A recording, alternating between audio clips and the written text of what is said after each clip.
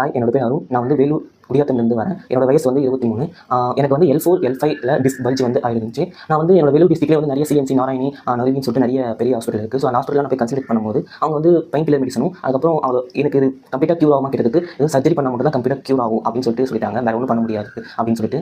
தென் நான் வந்து யூடியூப்ல இன்டர்நெட்டில் நான் சர்ச் பண்ணிட்டு இருந்தேன். ஸோ அப்போ வந்து டாக்டர் சிபி வந்து நான் வந்து பார்த்தேன் அவரோட இன்டர்வியூஸ். ஸோ ஒன்ஸ் ட்ரை பண்ணி பார்க்கலாம்னு சொல்லிட்டு வந்திருந்தேன். ஸோ நான் வந்து ட்ரை பண்ணி அவர் ரீச் பண்ணி பார்க்கும்போது அவர் பேசும்போது என்னை டெஸ்ட் பண்ணி பார்த்தாரு. ஸோ அவர் வந்து உங்களுக்கு ஸ்பைன் வந்து ஸ்டேபிளாக இல்லை, ஸோ உங்களோட ஸ்பைன் ஸ்டேபிள் பண்ணிட்டோம்னாக்கா உங்களுக்கு டிஸ்க் பல்ஜ் வந்து ஆட்டோமேட்டிக்காக க்யூர் ஆகிடும். ஸோ ஸ்பைன் ஸ்டேபிள் பண்ணால் போதும் அப்படின்னு சொன்னாங்க. சர்ஜரி தேவை கிடையாது அப்படின்னு சொல்லியிருந்தாங்க. ஸோ நான் ஓகே ட்ரை பண்ணி பார்க்கலாம்னு சொல்லிட்டு அந்த ஸோ நான் ட்ரீட்மெண்ட் எடுத்துக்கிறேன். ட்ரீட்மெண்ட் எடுத்த ஒரு நாள்லேயே எனக்கு வந்து நல்ல ஒரு பெயின் ரெடியூஸ் கிடைச்சிச்சு. ஸோ ஆப்ரேஷன் பண்ணாமே வந்து சர்ஜரி பண்ணாமே நம்மளால் க்யூர் பண்ணிக்க முடியும்னு சொல்லிட்டு ஒரு ஃபுல் ஹோப் கிடைச்சிச்சு. 6 சிட்டிங்ஸில் வந்து எனக்கு நல்ல ஒரு ரிசல்ட் எனக்கு கிடைச்சிருக்கு. டாக்டர் சிபி வந்து ஸ்பைனல் ஸ்டெபிலிட்டியும் சின்ன ஒரு 3-4 எக்ஸசைஸ் சொல்லி கொடுப்பாங்க. நம்ம ரெகுலராக வந்து மார்னிங் அண்ட் ஈவினிங் செஞ்சாலே இது வந்து கம்ப்ளீட்டாக க்யூர் ஆகிடுது.